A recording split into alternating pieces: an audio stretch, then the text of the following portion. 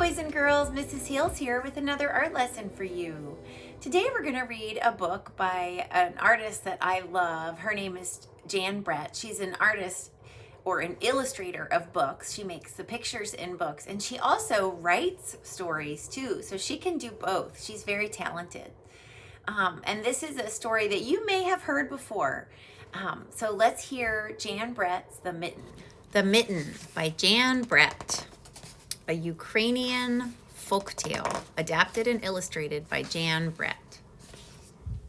Once, there was a boy named Nicky who wanted his new mittens made from wool as white as snow. Boys and girls, look at the edges of the main picture. These are little pictures that tell you what's coming up in the story. At first, his grandmother, Baba, did not want to knit white mittens. If you drop one in the snow, she warned, you'll never find it.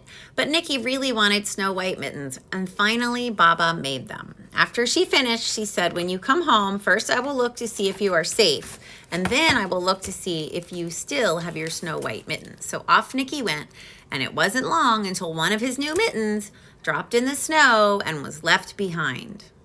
A mole, tired from tunneling along underground, discovered the mitten and burrowed inside. It was cozy and warm and just the right size, so he decided to stay.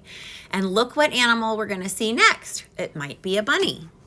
A snowshoe rabbit came hopping by. He stopped for a moment to admire his winter coat. It was then that he saw the mitten, and he wiggled in, feet first. The mole didn't think there was enough room for both of them, but when he saw the rabbit's big kickers, he moved over. Next, a hedgehog came snuffling along. Having spent the day looking under wet leaves for things to eat, he decided to move into the mitten and warm himself. The mole and the rabbit were bumped and jostled, but not being ones to argue with someone covered by prickles, they made room. Who are they making room for? It may be an owl. Let's see. As soon as the hedgehog disappeared into the mitten, a big owl, attracted by all the commotion, swooped down. When he decided to move in also, the mole, the rabbit, and the hedgehog grumbled. But when they saw the owl's glinty talons, they quickly let him in.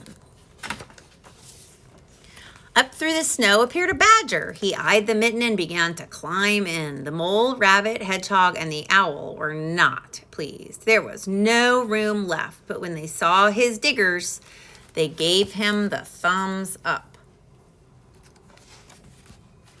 It started snowing, but the animals were snug in the mitten. A waft of warm steam rose in the air, and a fox trotting by stopped to investigate.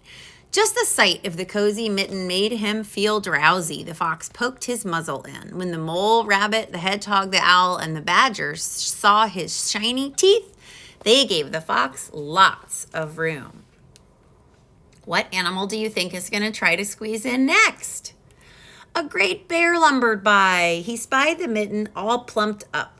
Not being one to be left out in the cold, he began to nose his way in. The animals were packed in as tightly as they could be. But what animal would argue with a bear? The mitten swelled and it stretched. It was pulled and bulged to many times its size. But Baba's good knitting held fast. Along came a meadow mouse, no bigger than an acorn. She wriggled into the one little space left and made herself comfortable on top of the great bear's nose.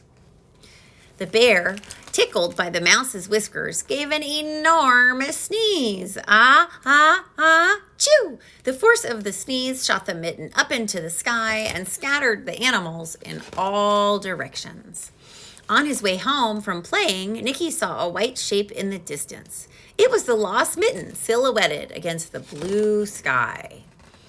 As he ran to catch his snow white mitten, he saw Baba's face in the window. First, she looked to see if he was safe and sound, and then she saw he still had his new mittens.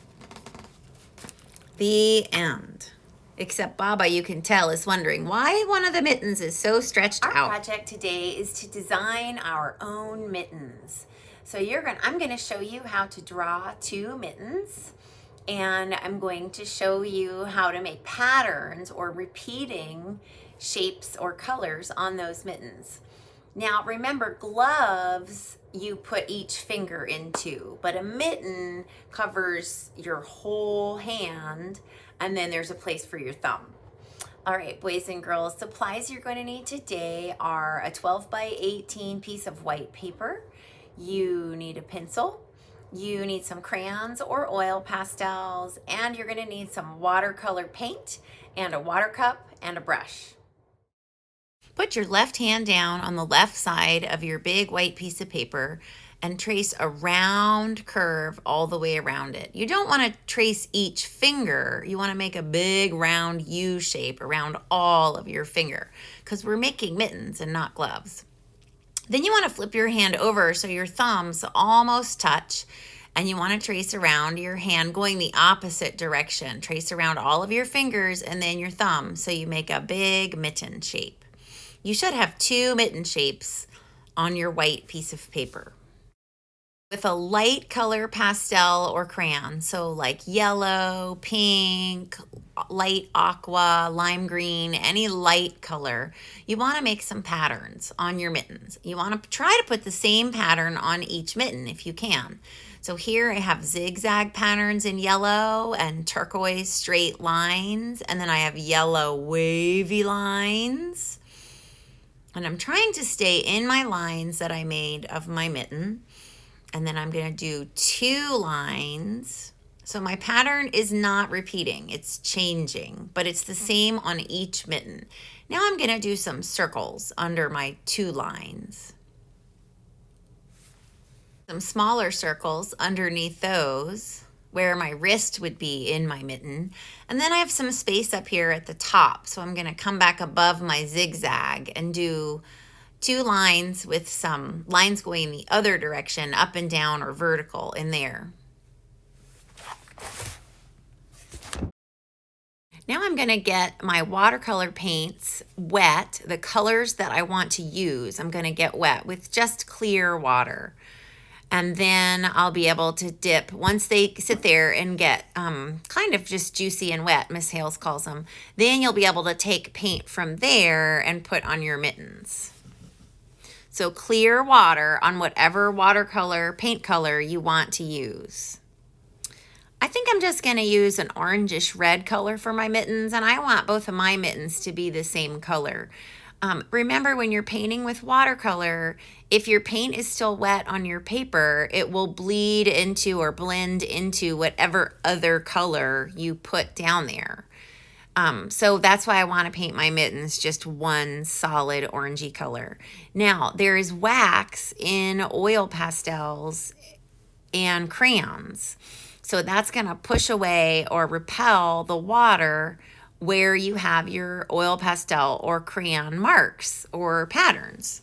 So if your paint's going to go kind of over and around where you have your pattern. I painted my mittens like they were a matching pair, but you don't have to do that if you don't want. You can paint 2 different mittens. You can be creative and have fun with it. Try to, when you're painting, paint in all of the mittens so you don't have a lot of white spaces. And don't worry if you go outside the lines.